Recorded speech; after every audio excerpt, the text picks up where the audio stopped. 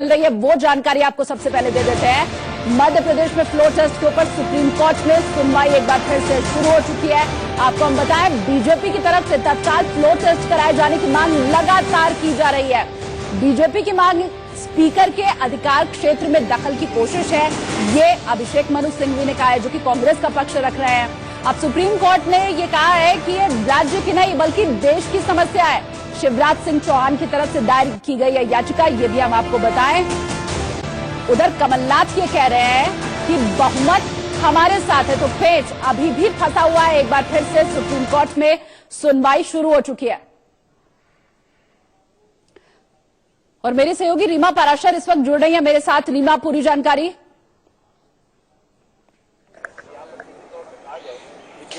देखिए, सुनवाई शुरू हो गई है और अभी तक जितनी भी चीजें चली हैं उसमें हम बता दें कि अभिषेक मनु सिंघवी की तरफ, जो कि स्पीकर को रिप्रेजेंट कर रहे हैं सुप्रीम कोर्ट में, उनका कहना था कि बागी विधायकों के त्यागपत्र पर विचार करने के लिए स्पीकर को लगभग 2 हफ्ते का समय दिया जाना चाहिए। ऐसी उनकी मांग रही कोर्ट से, जिस पर कि सुप्रीम कोर्ट ने सीधे सीधे सिंघवी से पूछा कि अगर ये 16 विधायक वीडियो कॉन्फ्रेंसिंग के जरिए जुड़ते हैं तो क्या ये माना जाएगा, मतलब आप इसको स्वीकार करेंगे, जिस पर कि सिंघवी ने पूरी तरह से मना कर दिया।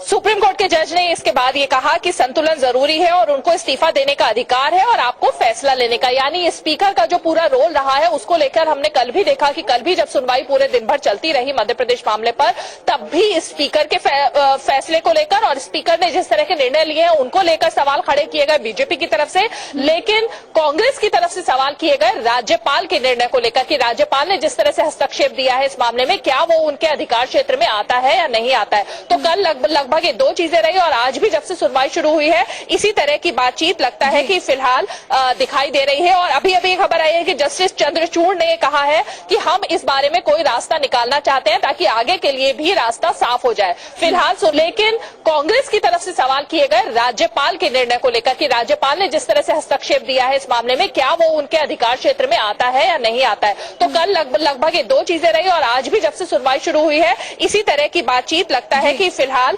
दिखाई दे रही है। और अभी अभी खबर आई है कि जस्टिस चंद्रचूड़ ने कहा है कि हम इस बारे में कोई रास्ता निकालना चाहते हैं ताकि आगे के लिए भी रास्ता साफ हो जाए। फिलहाल सुनवाई जारी है और लगता है कि आने वाले कुछ समय में फैसला सुप्रीम कोर्ट की तरफ से आ जाएगा। रीमा, अभिषेक मनु सिंघवी जब पक्ष रख रहे थे अध्यक्ष का, उन्होंने कहा कि 2 हफ्ते का वक्त चाहिए। जो बागी विधायक हैं इस्तीफा जो दे चुके हैं उन 16 विधायकों के लिए, क्या इसके पीछे कोई तर्क भी उन्होंने रखा कि आखिर 2 हफ्ते में ऐसा क्या बदल जाएगा, या सोचने के लिए इतना लंबा वक्त क्यों चाहिए? क्योंकि स्टेटमेंट भले ही प्रेस कॉन्फ्रेंस के जरिए उन 16 विधायकों का भी सामने आ चुका है, तो ये 2 हफ्ते के वक्त के पीछे क्या कोई दलील दी गई?